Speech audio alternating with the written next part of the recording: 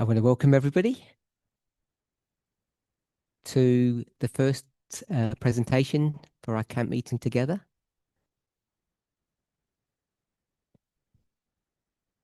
Just so that we're all aware, we've had a mini camp meeting this past weekend.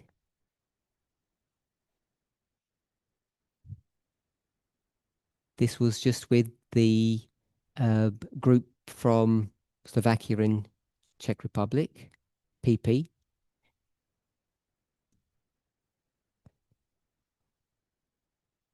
We did 3 presentations together, and they've not been uploaded yet. So just want everybody to be aware of that. I did announce it before that was going to happen, so it shouldn't be a surprise.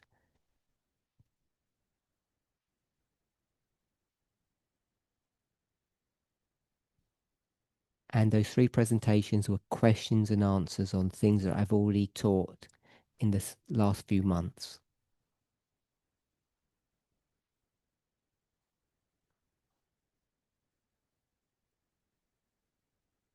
Does anybody have any questions before we begin?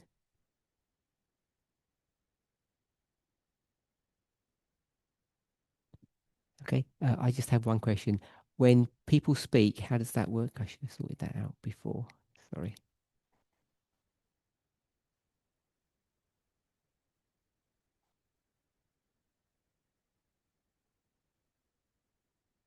You have a roving mic, so I don't have to repeat. I don't have to repeat anything. Let's open with a word of prayer.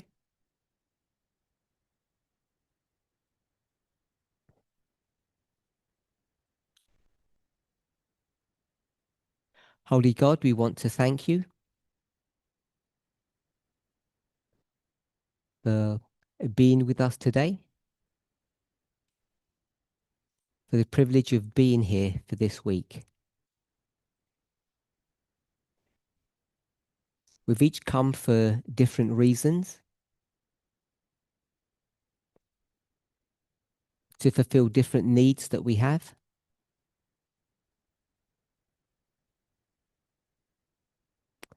But each of us has a common purpose, a common goal that binds us together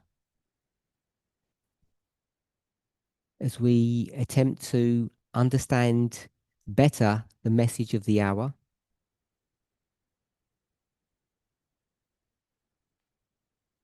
We pray that you would be with us,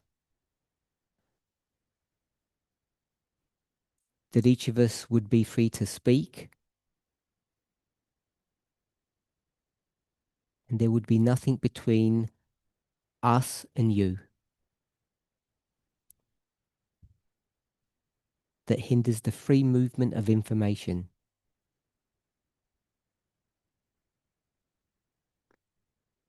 In Jesus' name, Amen.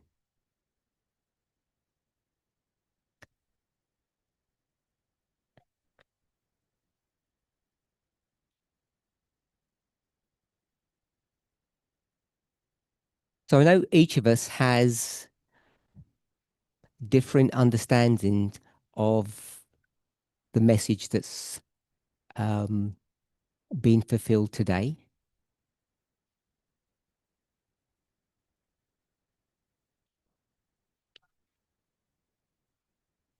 Each of you have made effort to be here.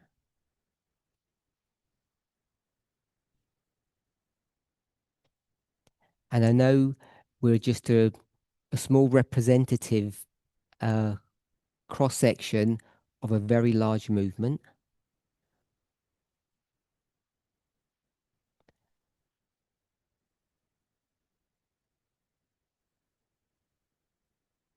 But I want each of us to hopefully learn from this week being together.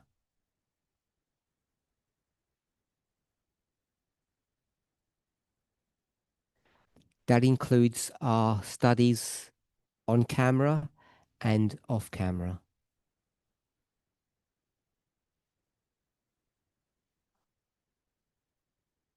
It's really important for yourselves, for me, and the movement in general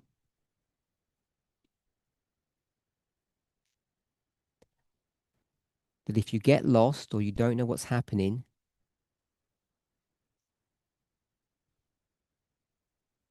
which will happen because of the dynamic of our study,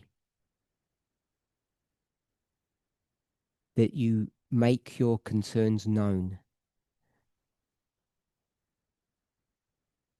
So I don't think I'm going to change the structure or the method of teaching, but I'll go over things again to try to help you understand.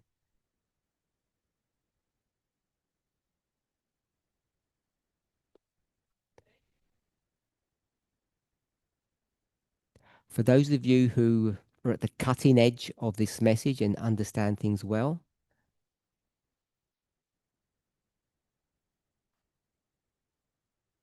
I hope you'll be patient with those of us who don't understand things as well as you do, I mean. So if we go over things that you're all familiar with, please give me feedback if it's too simple or if it's too complicated.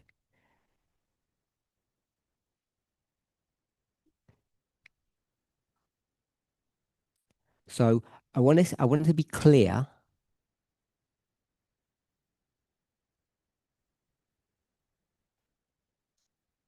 that when I speak this week, that you don't read into anything that I say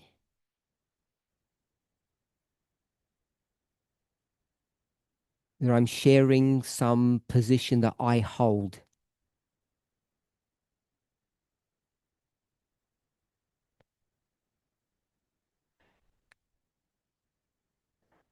Each of you must know, because I've been doing this for several years now,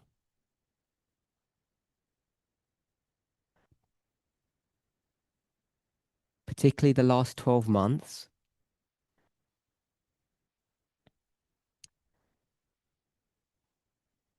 that I've tried to allow the movement to come to a collective understanding of the truth.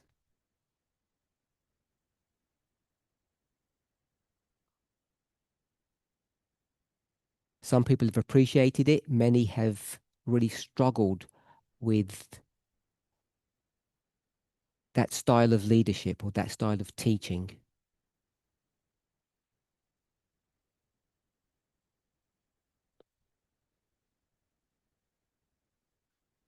Those of you who are in that camp, we clearly see things differently. Because I think it's important that we understand this dispensation, the way that it's being shared, the way it's being developed.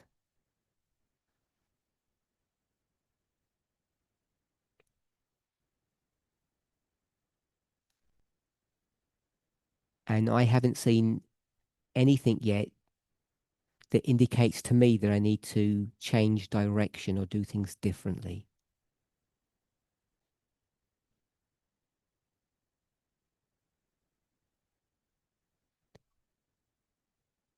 So when I give a position and speak in the first person,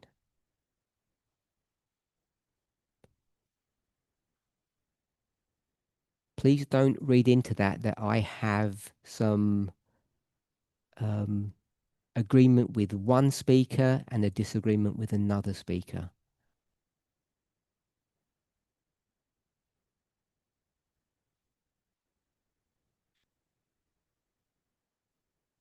So basically, don't read things into my words that aren't there.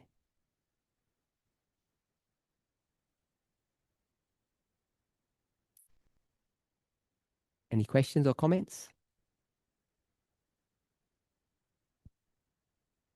Okay, so um,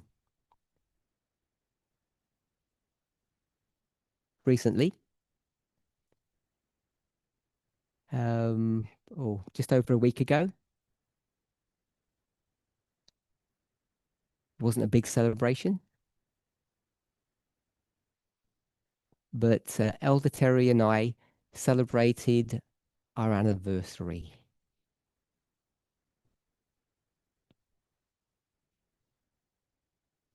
July 18th. It's been a year, just over a year now, since this whole Sunday law study has, I guess, kicked off or begun.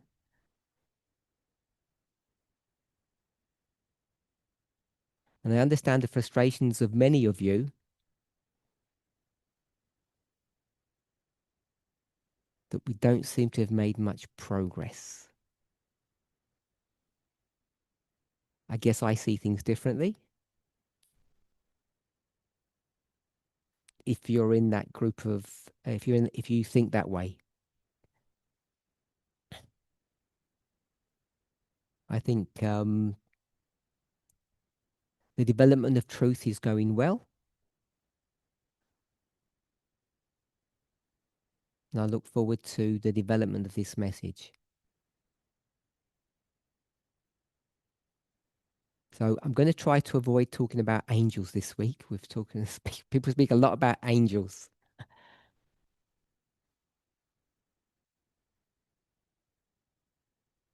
And, and the reason for that is because I want us to have a collective understanding.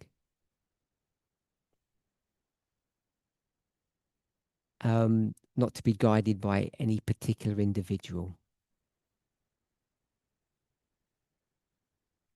So I assume in a group of this size that not everybody has watched all the presentations.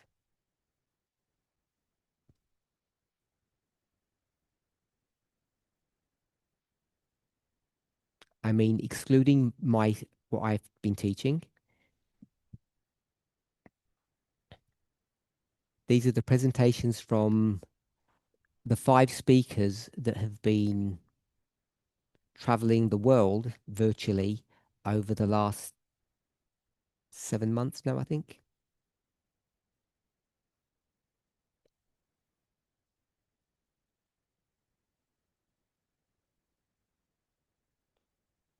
So I'm sure you've watched a fair bit.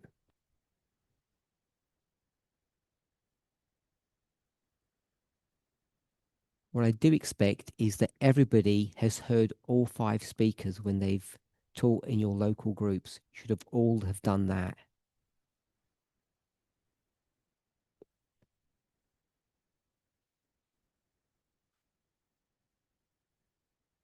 I'm not telling anybody off. At the weekend, we were in our 3 studies. We referred to some Bible verses and people didn't have Bibles with them.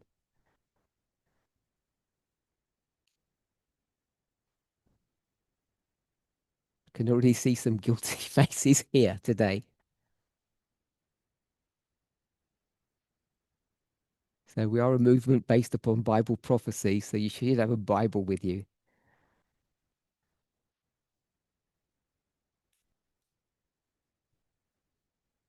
So we've got another 7 presentations to go. Bring your Bibles if you haven't brought them this time.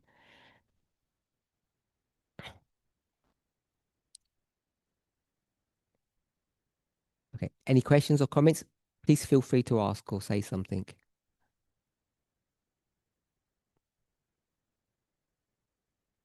And you're free to interrupt me at any time. But just put your hands up because you're dealing with 4 languages at this camp. It's complicated.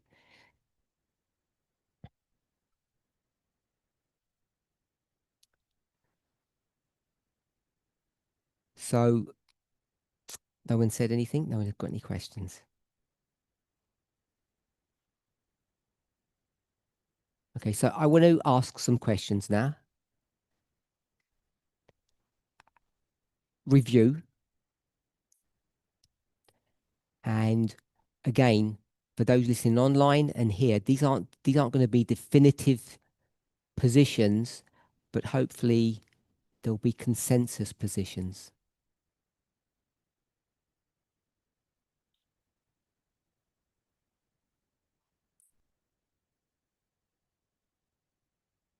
So let's go to Revelation 17.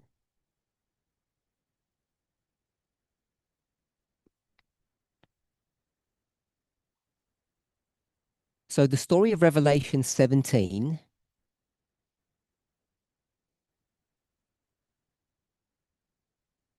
will say, and Daniel 2, Revelation 12 and 13.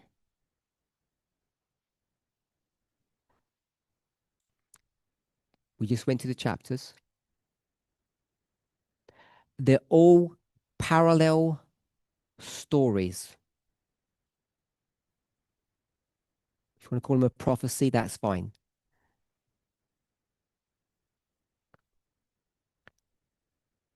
So I said Daniel 2.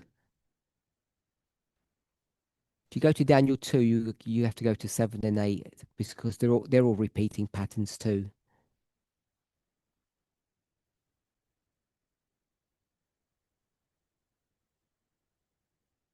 So I can confine my comments to what's on the board.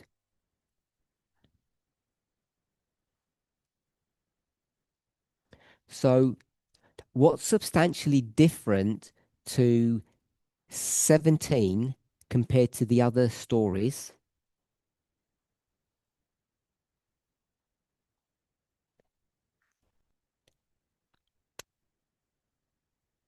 is what? So um, I'll answer that one. When you go to all the previous chapters,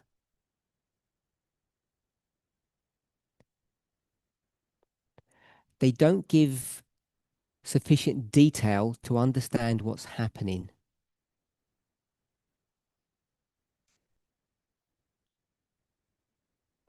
And what's substantially different about the story or the version of the story in chapter 17 compared to all the other ones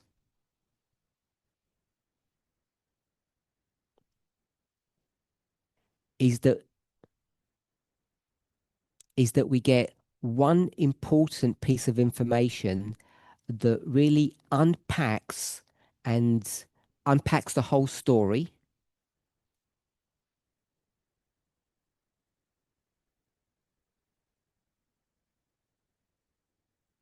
and gives us the ability to be able to begin to understand much better what's going on.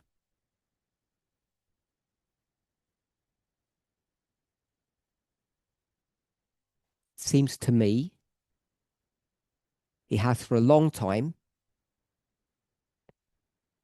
that without 17,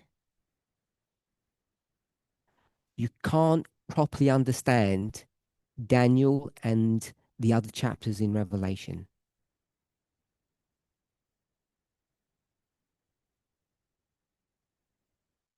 So I'll ask you a question now. Someone can put their hand up.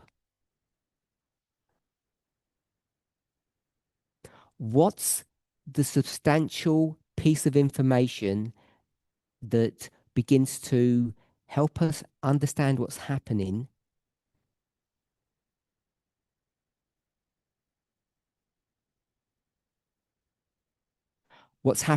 through history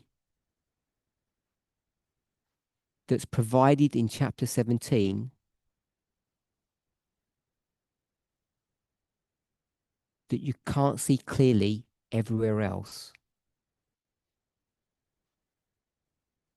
Did anybody not understand my question? Just put your hand up if you didn't understand what I just said.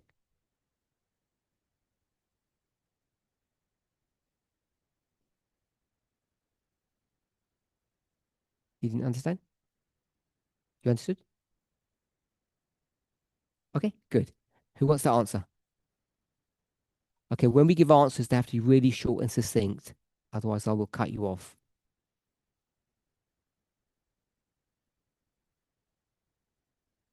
Raquel?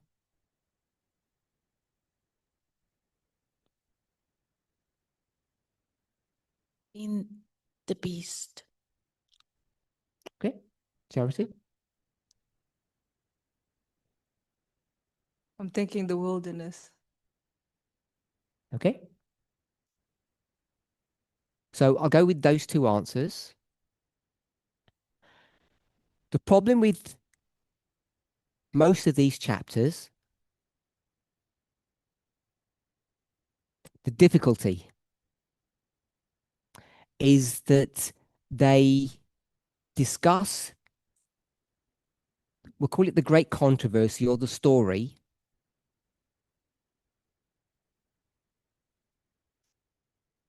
at two levels. So there's a panoramic view and there's a more local view.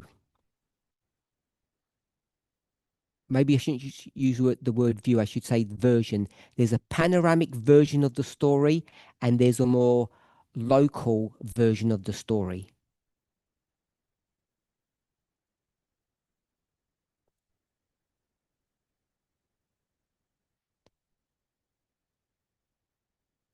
So, for instance, if you go to Revelation 12 or Revelation 13, even Revelation 17,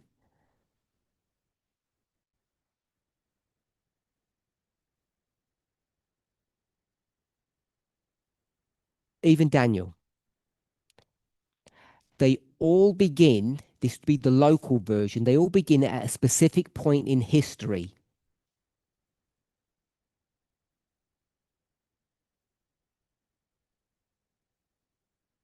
So the Daniel version begins when? So you can shout it out. I'll repeat this. You can either give a date or another marker. Just very short answer. Where does it start? Babylon. So the version that's given there begins in Babylon. So Charity said the wilderness when I asked the question about Revelation 17. So that local or that short version of the story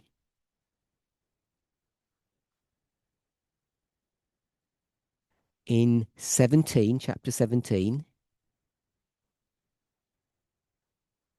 begins where? Where does that story begin? We'll shout out the answer because it's very quick. You can give me an event or a date. She said wilderness. That's the symbol. 1260. That's what Charity said. So we could be more specific if we've understood, if we understand collectively the symbol of chapter 17.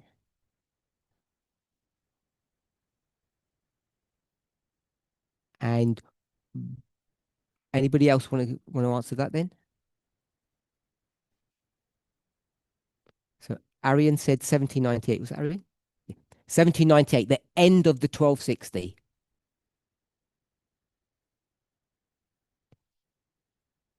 So we know there's a local version, but there's a panoramic version as well. You must not let that confuse you. So each chapter wants to tell you something specific about a certain, now we'll call it dispensation.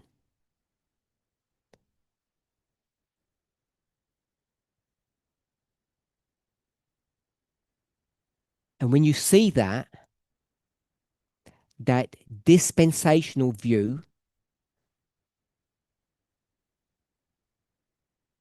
I think you have to decide what you think. I think you can make a mistake when you think it's only a dispensational story.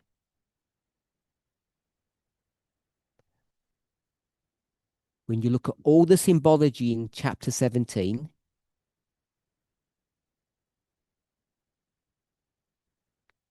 I think it gives information, maybe we should say clues,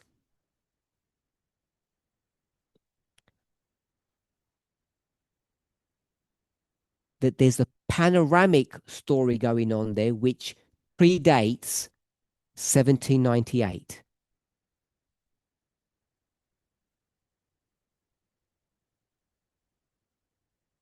So that would mean there are two things to learn from chapter 17.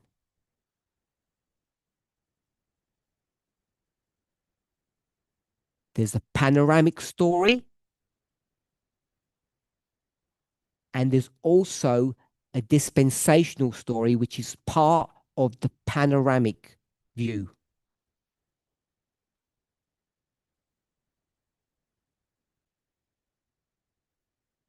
Has anybody not understood what I've just said?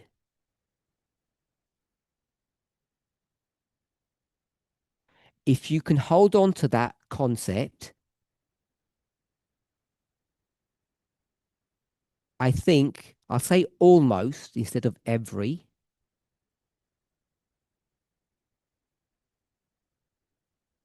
In almost every other story, you see the same dynamic, a dispensational view and a panoramic view.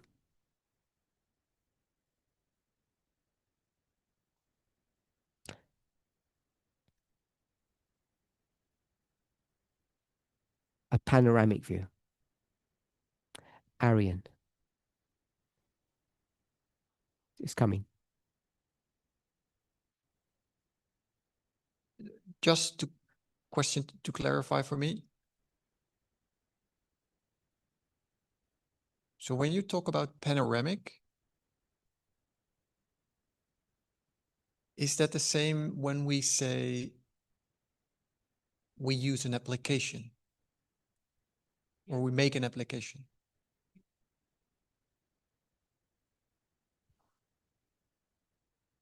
And that the local is the original intent?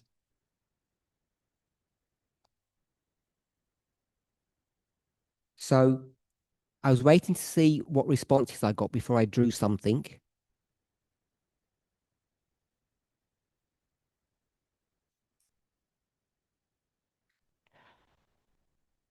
So I'll say what I tried to mean when I said that, and then you can let me know if either you agree or it makes sense or you disagree.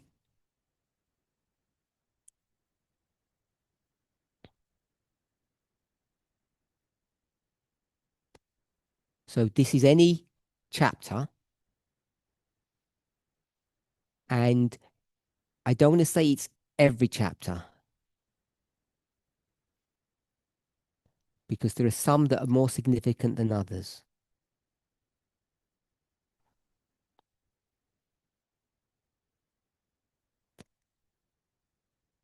So if I call this the beginning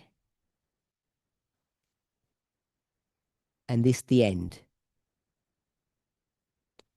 without defining what the beginning and the end are,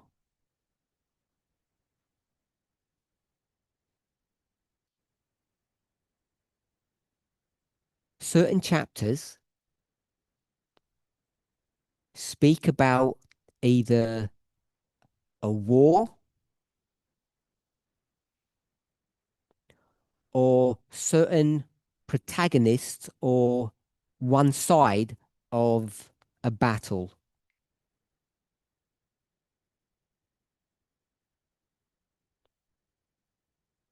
Maybe we could say it talks about either God's kingdom or Satan's kingdom.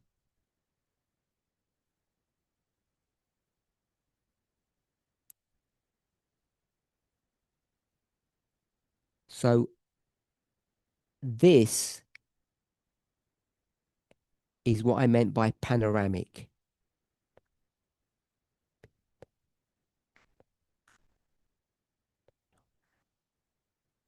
Is that right? Panoramic? So there's a panoramic view which goes from from the very beginning to the very end.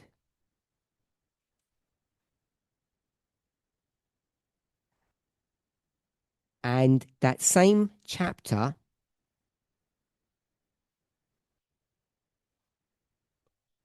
I'll put the end of the chapter here.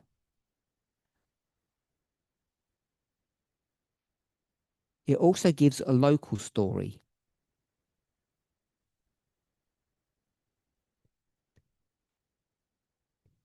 Or dispensational. So in 17, I'm suggesting that the dispensational story goes from 1798 to the end.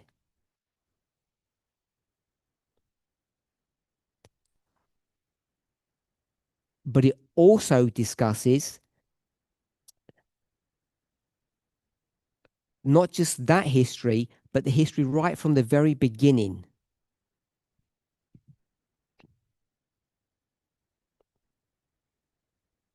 So it takes you not from 1798, but it takes you right back to the beginning as well.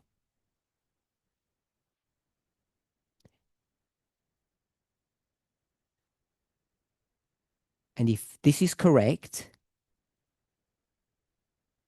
then you need to understand what both stories are teaching,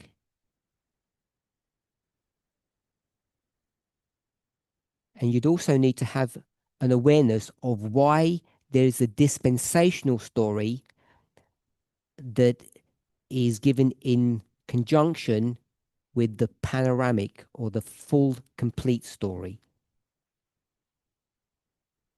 Sorry. You also need to understand why that dispensational story is being given in combination with the complete story.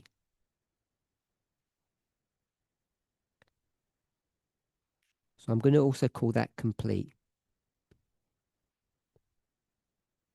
So Arian, that's different to what you thought?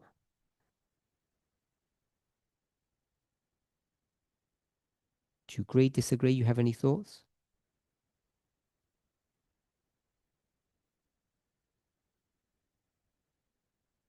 Okay, so you agree with that? So we'll go this way. I know it's not in the same order. Raquel, Blessing, Monica. When you do that, you might as well just walk because they can see you anyway.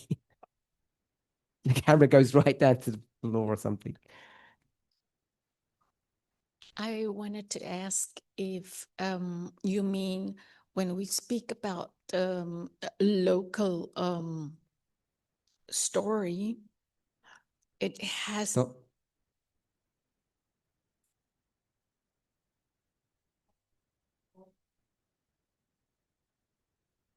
it's like a theme or a subject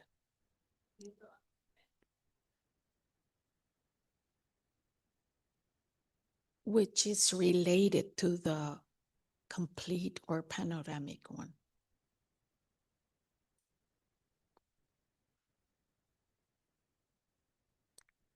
So Daniel chapter 2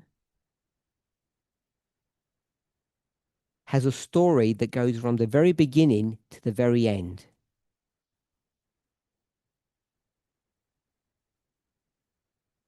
But it also has a story that picks up from a certain point.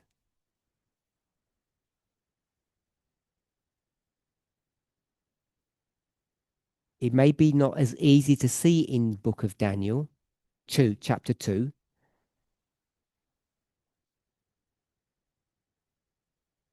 but it's easier to see in chapter 17, I think.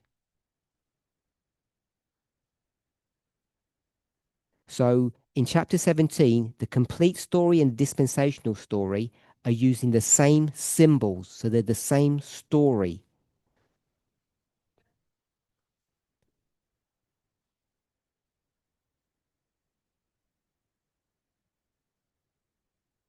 The same version of the story. So I think that's different to what Raquel said. Blessing. I just wanted to say that what you described sounds like what we've always said about the two visions of Daniel 8.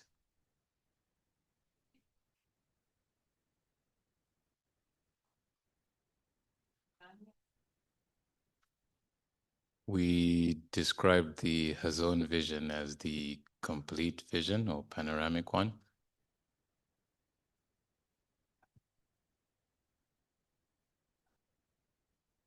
And then the Mare vision was a snapshot at the end.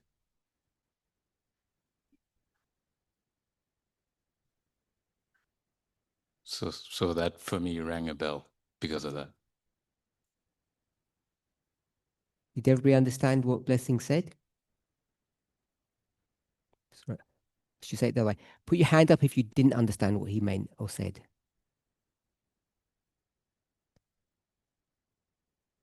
So could you just, you don't have to go to the verses, but just explain a little bit more about. Okay, so in Daniel 8, there's two Hebrew words, I think, Hebrew, that are used to describe, that are used for the word vision in English.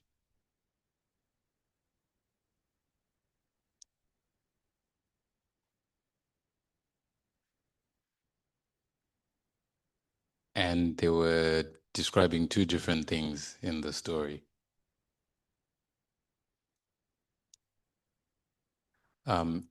If you read the verses, the word hazon is associated with many days. It's the vision of many days, I think, is what it says.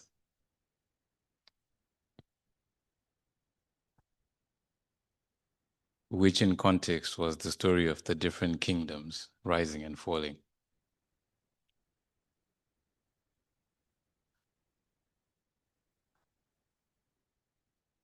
And then the word mare, I think literally means appearance.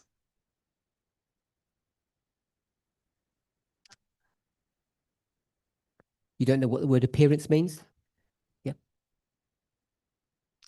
And it was used to describe something that happened at the end of the 2,300 days.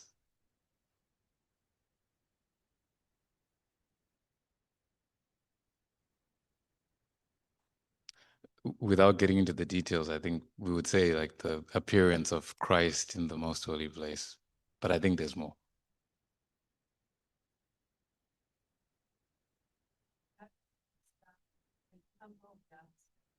So the point being, the Hazon is the vision of prophetic history, the complete story from beginning to end.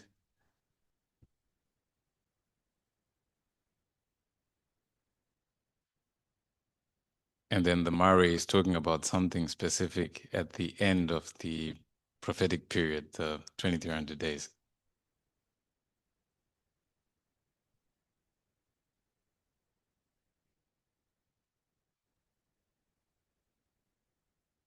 Yep. So just to summarize that, if you read the English, it just says the word vision. And that obscures the fact that that word vision was translated from two different original words.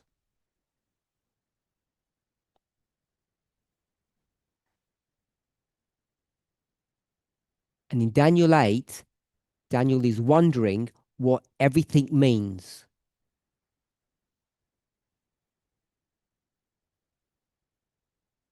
And the everything is all that he's been shown beforehand.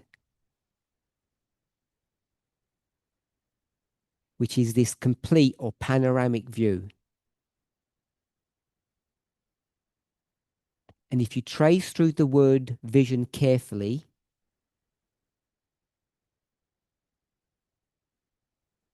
you notice that another word is used for the English word vision in another verse in that chapter.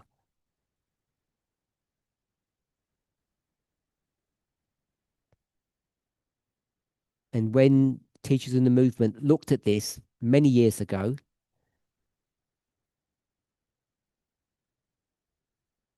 they saw this same pattern.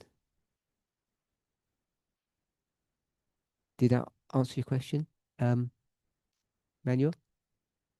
Yes? Good. Monica?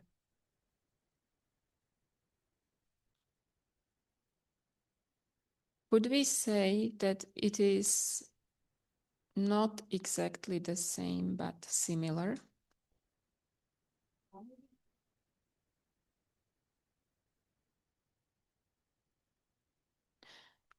As when you would draw the line of progression and repeat and enlarge.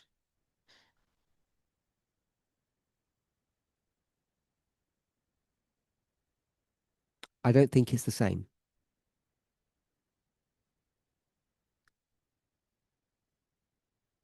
I didn't hear what you just whispered, sorry. Yes.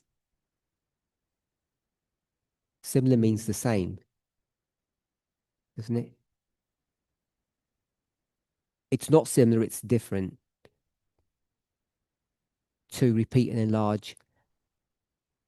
No, to progression and repeat and enlarge. I don't think it's the same.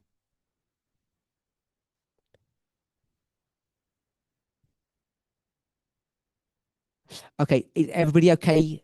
It's a very basic point I wanted to make.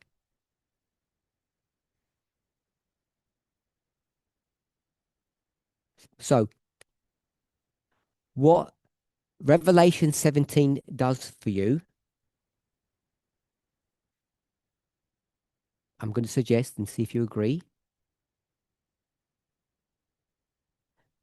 is not what Charity said. It's not the wilderness. It's not 1798. Because Revelation 13 also gives you 1798.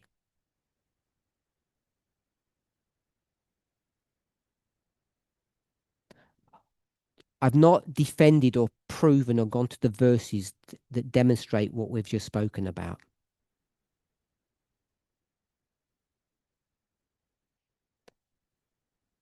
That wasn't the point of this discussion.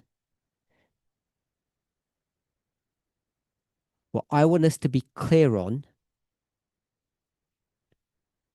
which isn't new, but for me it served as an introduction to develop this thought.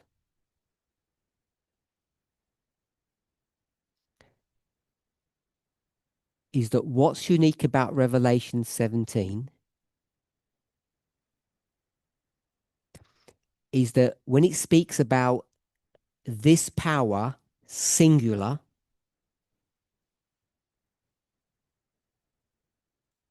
which is the protagonist, we might call it the enemy,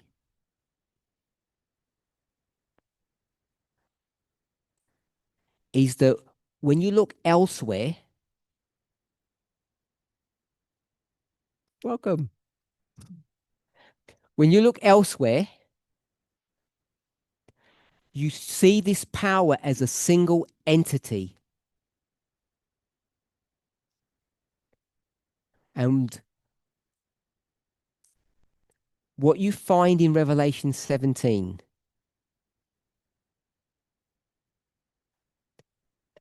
is that this single power, from the very beginning to the very end, the panoramic view,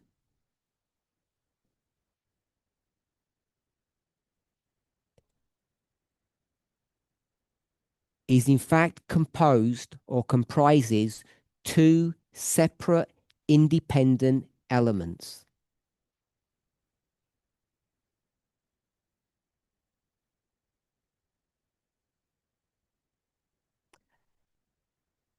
Are we okay with that? That Revelation 17 shows this single power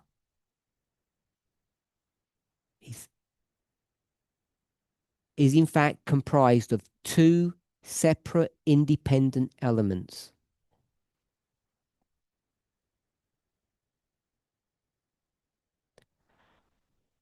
We didn't first understand this in 2007. It was before that.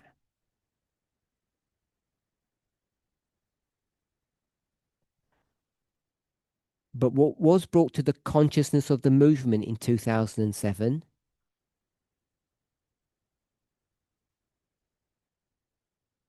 was that you could tie together a symbol in the book of Daniel with the symbol in the book of Revelation 17.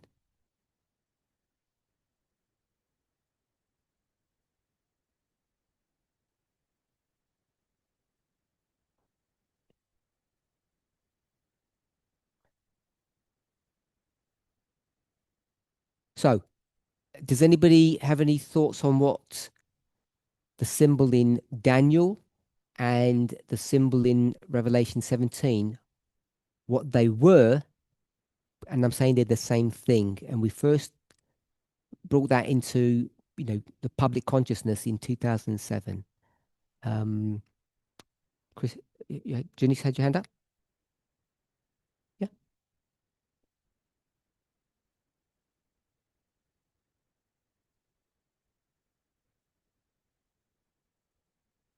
Can you repeat the question? I'm not sure if I understand. Okay. So I don't need to do the preamble about Revelation 17. There's two elements. One of those elements is discussed in the book of Daniel. And nearly 20 years ago, we tied those things together.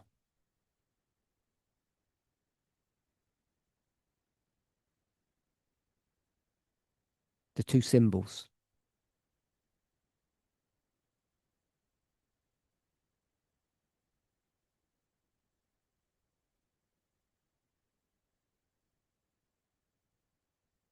One second. I'm going to have to do it again.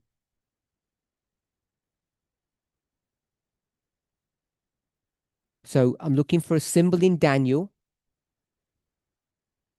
and a symbol in Revelation 17.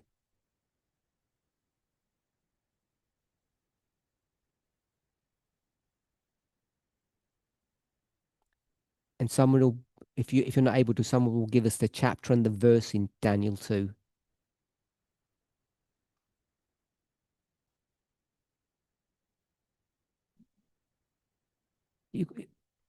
I don't know. Okay, that's fine.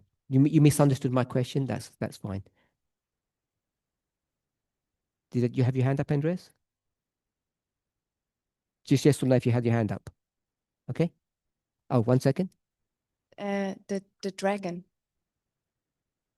The dragon in Daniel. Mm-hmm.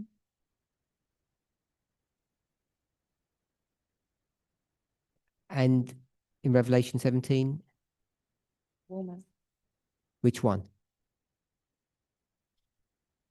Which one? The woman. The woman in 17 and the dragon in Daniel.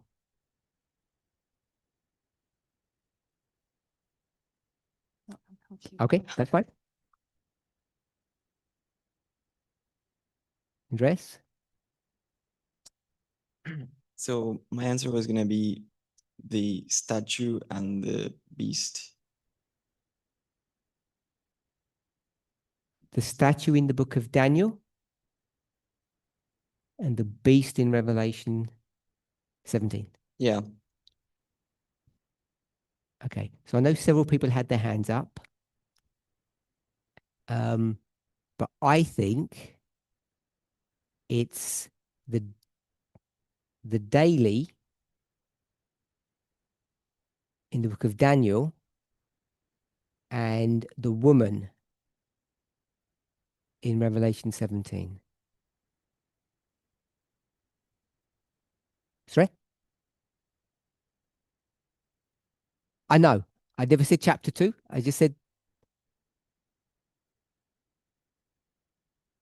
I meant Daniel as well. I didn't mean Daniel, sorry. Did I say Daniel too? Oh, they said they did. I didn't. Okay. Sorry. Not yet. So if I've got you all together, so I've got the daily, not in chapter 2, and the woman. So someone just give me the chapter and the verse. You've got the chapter and the verse in Daniel. Put your hand up.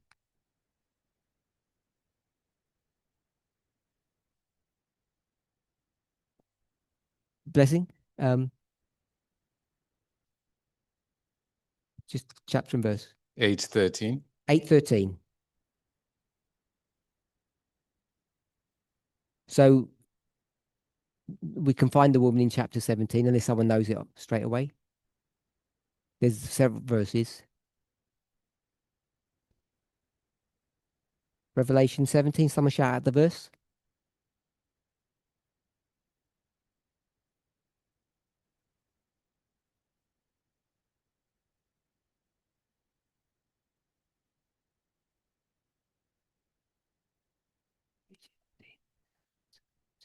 Yeah, verse 3. I was just seeing if it was a good verse because there are several.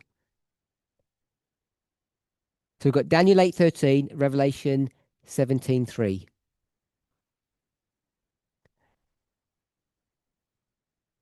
I'm going to put that in parenthesis because to know that we haven't done it in order. You wouldn't know that just by guessing or whatever. You have to do quite a bit of work to know that is correct.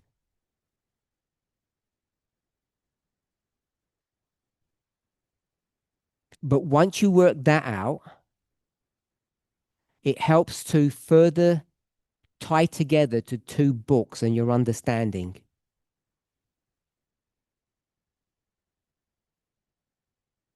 So this is the continual.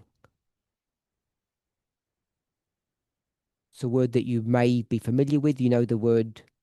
Anyway, hopefully you all know that, the continual, the daily. So these are really old studies. And it's important, I think, that we understand how we came to a knowledge of the daily and what it was and what it was not.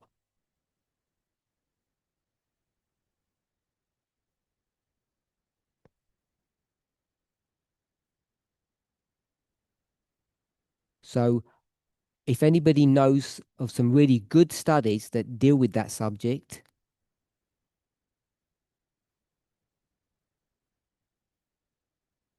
you can post it on the camp forum for everybody to access in their own time. So if we're okay with that, so what we've said is Revelation 17 takes that single power now and divides it into two parts.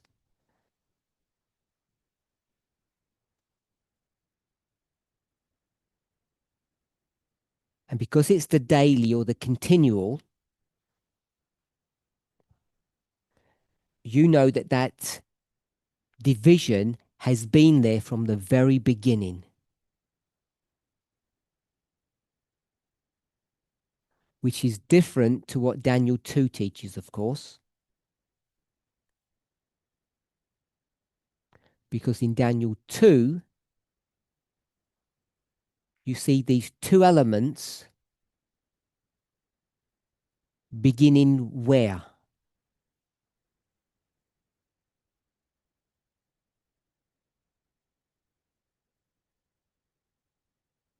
So someone already cheated and shouted out the answer. In the feet. So there's a panoramic story and there's a local story. Everybody okay with that? Anybody disagree or doesn't understand? Anybody have any questions or comments?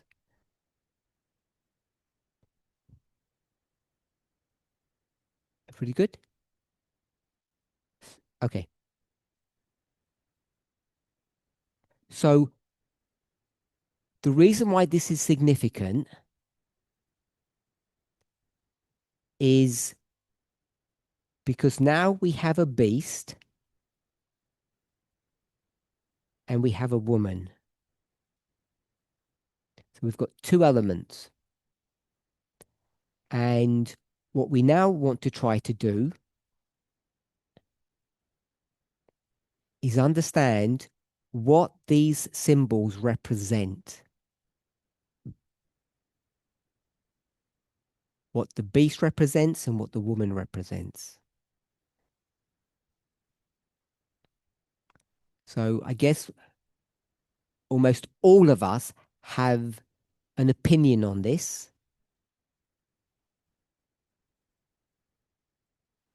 Does anybody not know the answer to that question? Put your hands up if you don't know the answer. If I were to ask you, I said, what is the beast? You'd say, I don't know.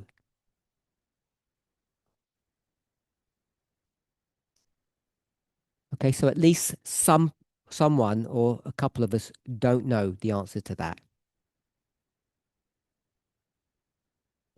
So if I were to ask you, what does the beast represent? Without giving any proof, what would you put in the blank there? Someone put their hand up. Someone who hasn't spoken, perhaps? Gail? Wait till the mic comes, if you're willing. Are you willing? Just say yes if you're willing, then she'll bring the mic. Just tell me what the beast represents. The USA? USA. And the woman?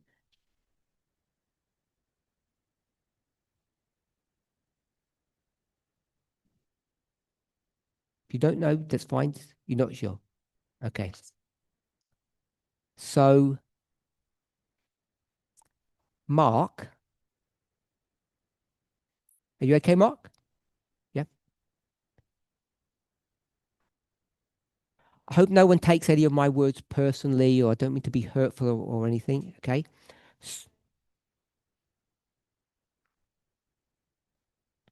So, I'll give you some guidance, Mark, so you can answer Gail. We're in Revelation 17. And I said there's two things to consider. The dispensational story and the complete or panoramic story.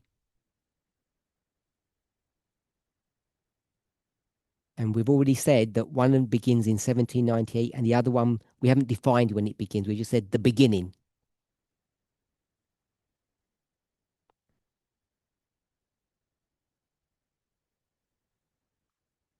So Gail said the beast is the USA. So can you explain to Gail why she's wrong? Why she's made a mistake?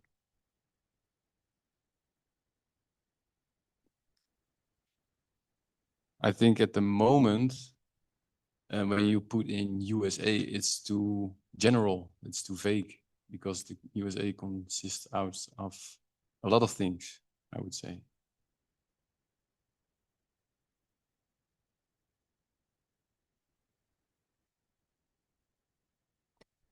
Could you just restate that? I didn't catch everything you said. I know we all are interested, but do not talk to each other. Sorry. I go ahead. I think USA is a very safe answer because the beast is only a part of the USA. Because the beast is only a part of the USA. And you said USA is a safe answer? You said safe.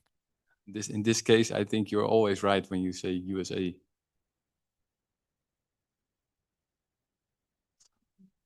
Okay, so I said it's the wrong answer.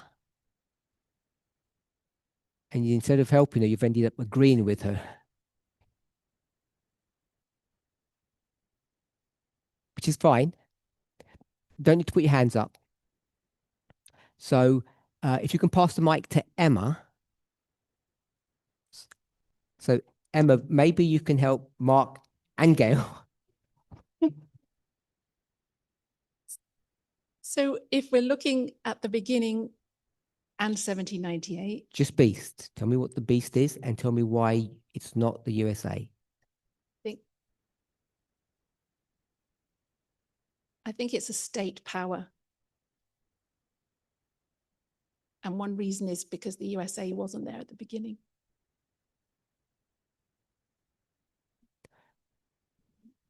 So if I can summarize what Emma has said, we didn't confer beforehand. So if I ask the beast what the beast is,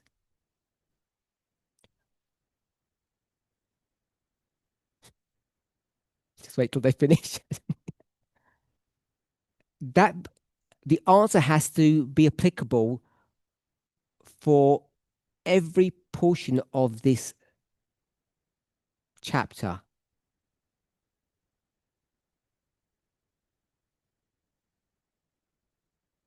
Agree with that, Gail?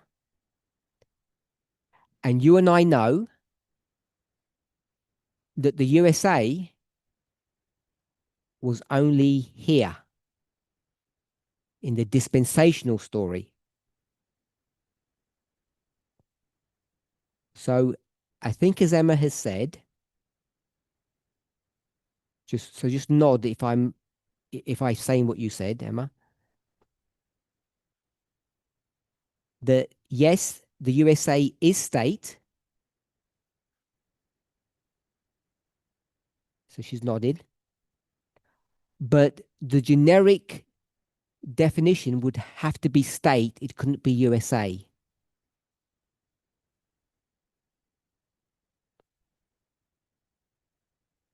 So if you understand that, then you understand what Mark said, why it was a good answer or a safe answer.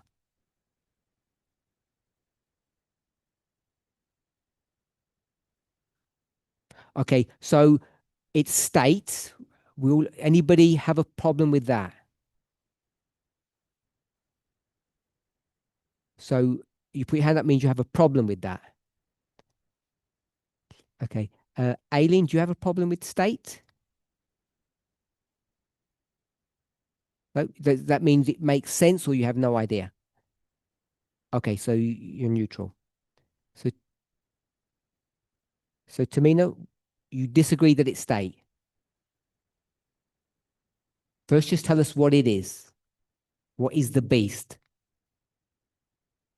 A power used by the woman. A power used. I just want to know what it is. Because the woman uses a cooking pot. So is it a cooking pot? You've got to tell me what it is. If you put it that way, then I agree with state. So it's state. You agree. So, woman?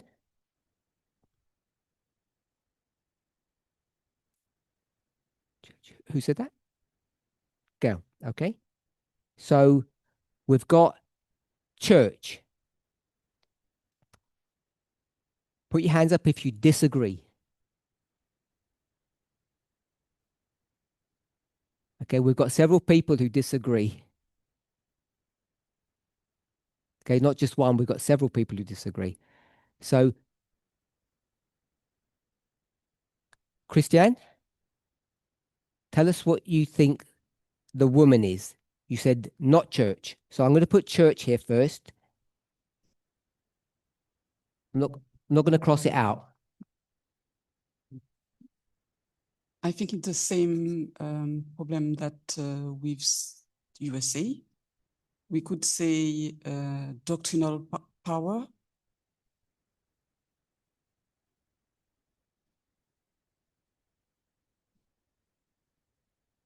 So the woman is doctrinal power. Yeah. Okay. It could be a church, but in a dispensation. So she has to translate me first. Sorry. Doctrinal power. I understood you correctly? Okay. No, okay. Sylvie?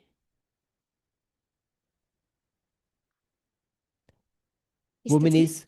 It's culture. So woman is culture. Anybody here?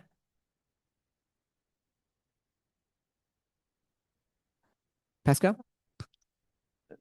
I would say cultural or religious ideology.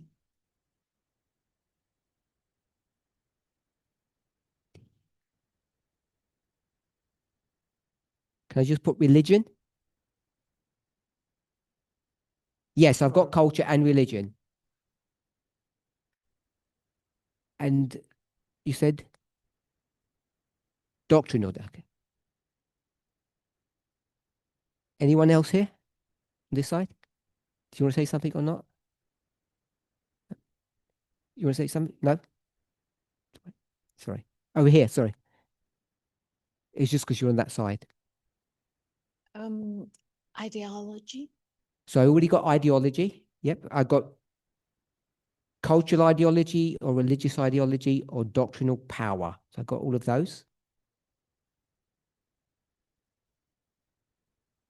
Janice had her hand up. It's been said. Anyone else? Someone? Who's that?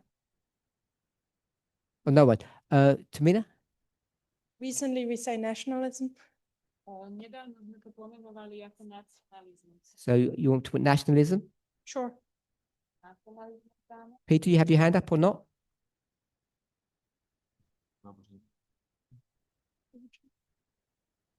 Oh, who's speaking? Oh, yeah. That was for the religion. Religion. Okay, so we have religion. Good. Charity? Charity?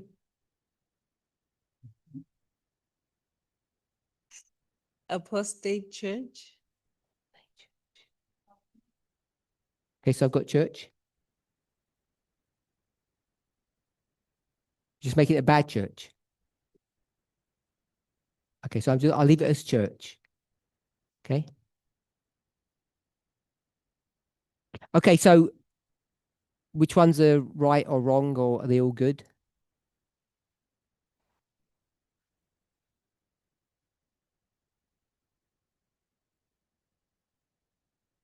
Anyone? Lizanne? I think that we used to say church, always church and state, and we see it also in Babylon and with Persia and so on, that there's this combination of church and state, but now we would say it's more culture. So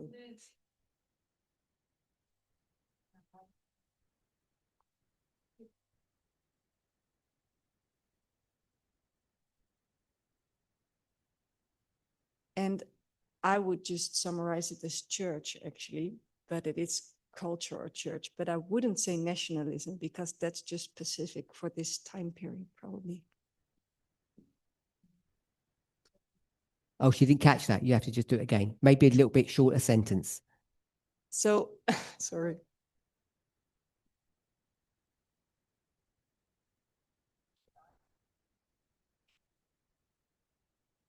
You have it?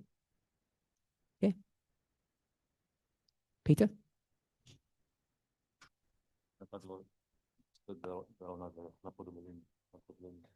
I was also thinking if it could be called counterfeit. Okay. So there are two Peters. Sorry, I meant the one behind you. Twice. So, Mně se líbí to slovo teologie, protože si tím zastřešuje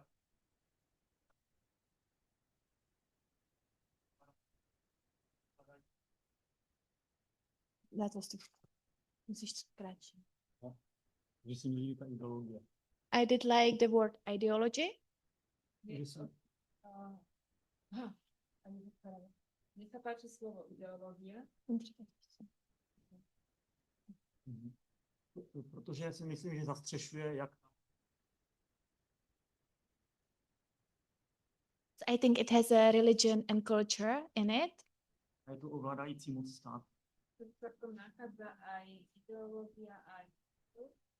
And because it's a ruling,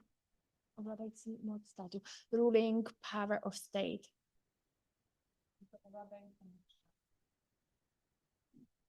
Just for me, could you just repeat what you just said? Because I didn't catch it. No, you just did, yeah, just, you remember what he said, just repeat what he said, because I didn't catch it all. Oh, you didn't catch it either? So that makes two of us. He likes the word ideology because it covers both state, both church and culture. Either you or someone else, can someone tell me what ideology means?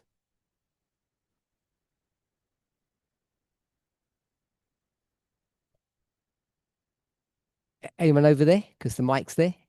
Tell me what ideology means.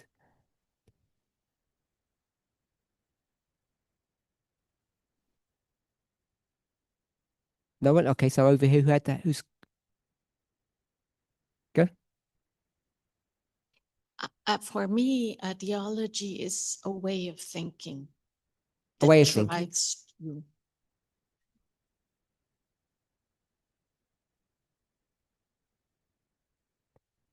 Natalie? I bring you into it, your name. In Switzerland, I think you said the woman was the king of the north. It could never be the kings.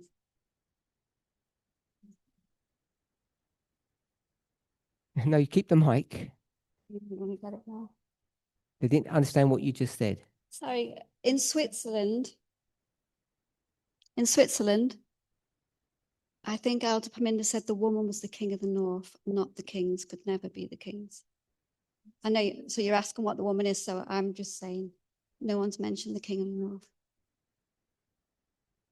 Unless you've changed on that and I've missed something. She doesn't understand what you just said. Elder Parminder in Switzerland said that the woman was the king of the north.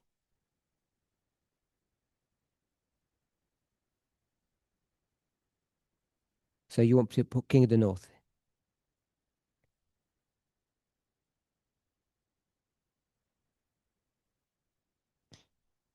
Oh, so I got ideology is the science of ideas and the study of their origin and nature. Lizanne? Yes. I'll do it in simple terms. Ideology is a set of opinions or beliefs.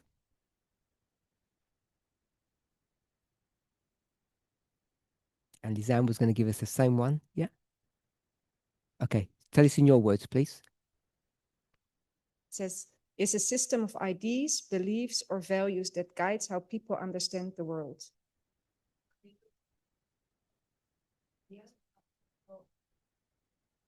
So does that cover a church? Does that cover a culture?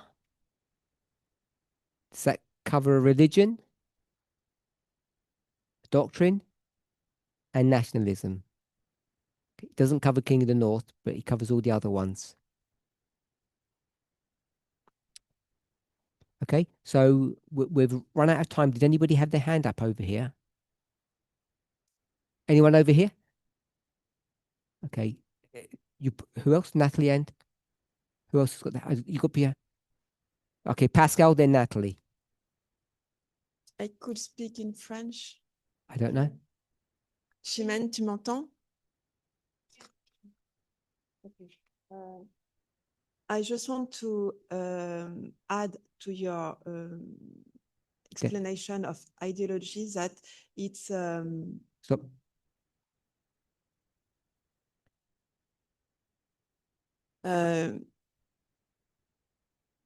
People On a dit, en fait, ça induit le comportement collectif ou individuel des gens. It brings it creates the comportment, Collective? collective behavior of people. It induces the collective behavior of people. I'm pretty sure when Lisanne was looking at what she read, and I noticed it as well, but neither of us brought it up. It can apply to either an individual or a collective group. And because this is a power, the implication would be in this context, it would be a collective thing. Natalie? I watched a study and someone said ideology was patriarchy. I quite like that.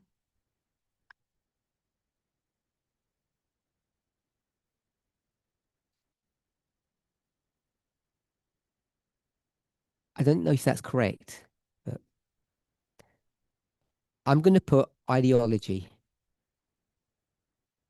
Have a think about it for the next class. And we'll see if we agree. Let's close.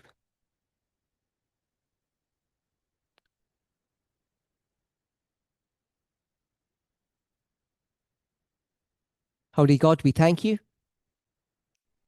that you can bring your people together, that we can have a common understanding of your truth. Be with us and bless us, we pray in Jesus' name. Amen.